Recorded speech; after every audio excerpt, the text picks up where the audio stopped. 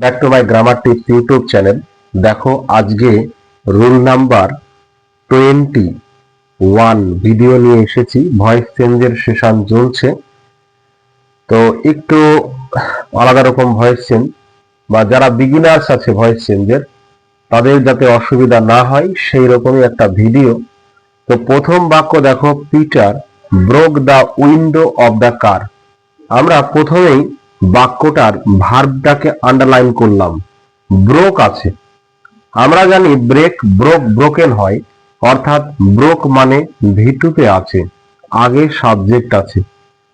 আমরা যদি আইডেন্টিফাই করি সাবজেক্ট ভিটু মানে সেটা পাস্ট ইনডিফিনিট টেন্স। কথা হচ্ছে যখন ভয়েস চেঞ্জ আমরা করি তখন ওই অবজেক্টটা টেনে আবার সাবজেক্ট বানায়।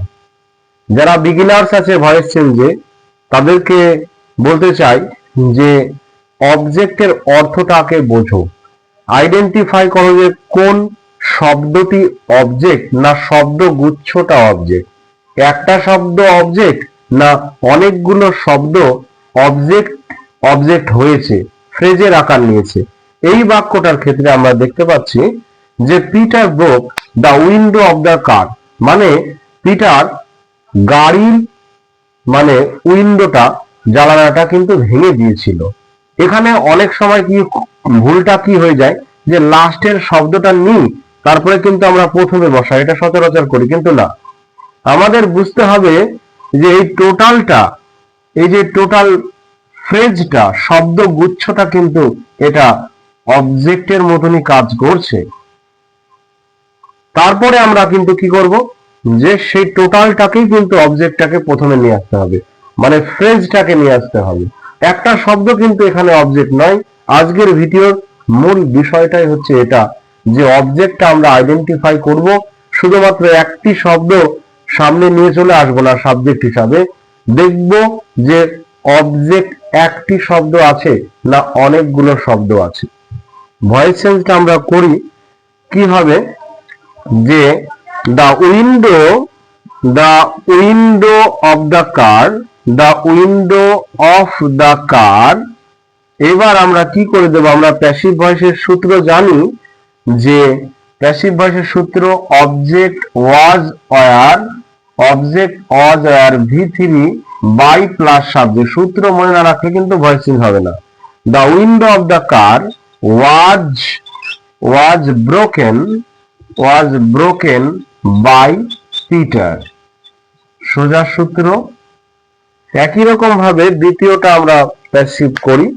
দ্বিতীয়টা কি আছে দেখো, দে রিপেয়ার্ড, মানে এটাও সেই পাস্ট ইনডিফিনিটের একটা বাক্য। তারা কি করেছিল, মেরামত করেছিল the AC in room number 53। দেখা যাচ্ছে আমরা প্রথমে এইটুকু নিয়ে চলে আসলাম, দিয়ে অবজেক্টটাকে সাবজেক্ট করলাম।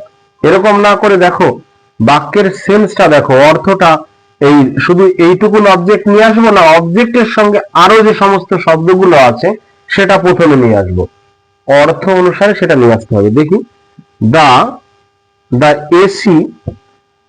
এসি ইন, টোটালটাই নিয়ে চলে আসলাম। The AC in room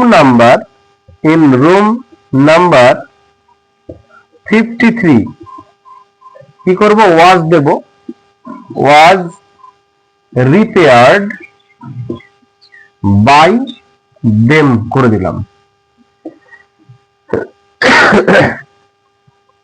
3 number example কি আছে, we were washing the floor of the room.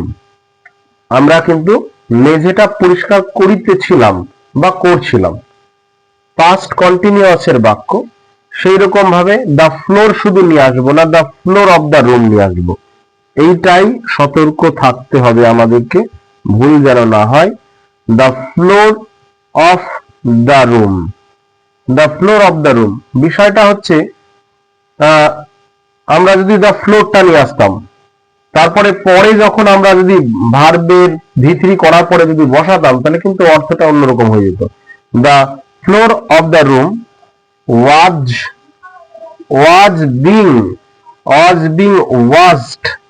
was being washed by us, the floor of the room was being washed by us. তাহলে দেখো, যদি আমরা এরকম করতাম, the floor was being washed, এইটুকুনকে যদি আমরা না নিয়ে আসতাম, the floor was being washed of the room, হতো? বাক্যটা হতো না। সুতরাং আমাদেরকে টোটালটাই নিয়ে আসতে হবে অবজেক্টটাকে সাবজেক্ট করার জন্য। The floor of the room was being washed by us. তাহলে এইটা একই রকম নিয়ম অনুসারে, দ্য চাইল্ড, শিশুটি, তোর মানে ছিঁড়ে দিয়েছিল সাম পেজেস অফ দ্য বুক। এই বাক্যটার পূর্বের সূত্র অবলম্বন করে এটা আমাকে কমেন্ট বক্সে জানাবে যে উত্তরটি কি হবে। তাহলে আজকের ভিডিও মেন বিষয় হচ্ছে, আমরা যখন ভয়েস চেঞ্জের সময়, সে যে টেন্সেই হোক না কেন, তোমার পাস্ট ইনডিফিনিট হোক বা পাস্ট কন্টিনিউয়াস হোক বা প্রেজেন্ট পারফেক্ট হোক বা ফিউচার ইনডিফিনিট হোক, যাই হোক না কেন, আমরা দেখব ভার্বের পরে যে অবজেক্ট আছে একটি শব্দ না অনেকগুলো শব্দ নিয়ে অবজেক্ট। আমরা যখন ওই অবজেক্টটাকে প্রথমে নিয়ে আসব, তাহলে কি একটা শব্দ নিয়ে আসছি, না একদম অনেকগুলো শব্দ নিয়ে যে ফ্রেজ হচ্ছে সেটাকে আমরা নিয়ে আসছি, বাক্যের অর্থের তারতম্য যাতে না হয়। তাহলে আশা করি ভিডিওটি একটি কার্যকারী ভিডিও, ভালো লাগবে সকলে। এমন ভিডিও পাওয়ার জন্য লাইক, কমেন্ট, সাবস্ক্রাইব করবে।